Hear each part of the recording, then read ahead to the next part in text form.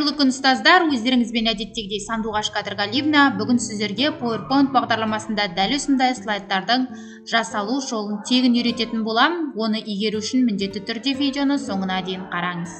Дәл осындай слайдты жасау үшін біз алдымен жаңа шаблонды құрып алып, артық нәрселерді алып тастаймыз. Содан кейін өзіміздің дайындап қойған суреттерімізді алып келеміз. Мен мысалы рабочий столға өзіме қажетті дизайндарды дайындап қойдым. Мына сурет және мына сурет, сосын мына сурет және осы сурет.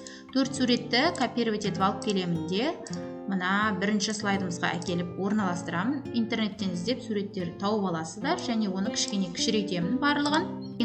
Ең бірінші суретті белгілеп алып, мына формат рисунка мәзіріндегі жақтаулардың барлығын біз белгілеп шығамыз. Және де төртеуіне де осы жақтаулардың барлығын бірдей етіп белгілеп аламыз. Және де оның төменгі жақта чейні түсіп тұр, көлеңкесі, сон отражение дегеннен мен мына жерден нет деп отражениесін төменгі жақтан алып тастаймыз көлеңкесін.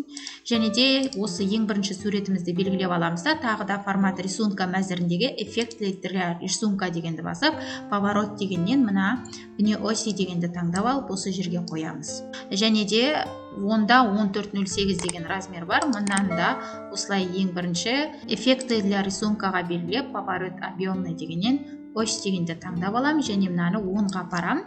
Осының астына келіп қоям. Үшінші рисункаға барам. Тағы да мына эффекты для рисунка дегеннен поворот объемный фигуры ось дегенді таңдап алам.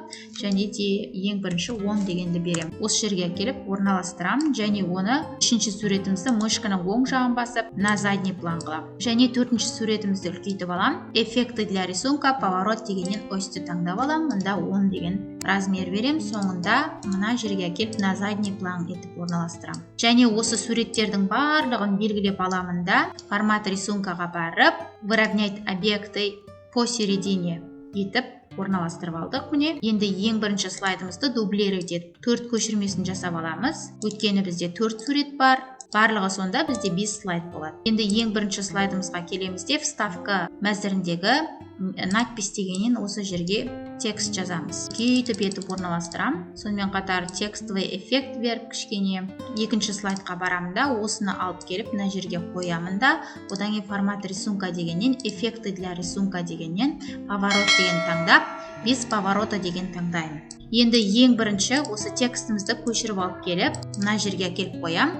Нөмірі бірінші пәтер дизайны. Екінші суретімізді алып келемін. Мұнда формат рисунка, эффекты для рисунка, поворот дегеннен мынаны таңдаймын. Екінші пәтер дизайны. Және үшіншісіне келеміз. Тағы да формат рисунка мәзірі, эффекты для рисунка, поворот дегеннен нет дегенді таңдаймыз. Және де мына жерге үшінші пәтер дизайны. Ең соңғысына келіп, осы жерге алып келеміз де, тағы да эффекттен нет деп қойып, төртінші пәтер дизайны. Біздің барлық слайдтарымыз дайын болды. Енді барлық 5 слайдымызды да белгілеп аламыз. Ctrl-A пернесін басып тұрып, переходы бөліміне барып, трансформация деген таңдаймын. Жалпы бұл слайдтардың барлығы PowerPoint-тың 2021 жылғы, 2019 жылғы версияларында жасақталынып жатыр. Енді слайд-шоуға барып көрейік.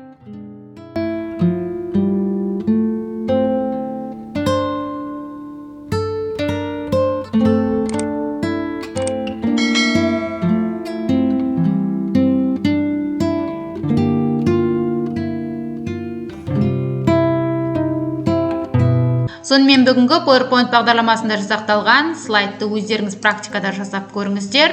Егер видео ұнаса, лайк қойып, пікір қалдырып, әріптестерді шақырып каналға тіркеле отырыңыздар. Кәделеріңізге жарасын.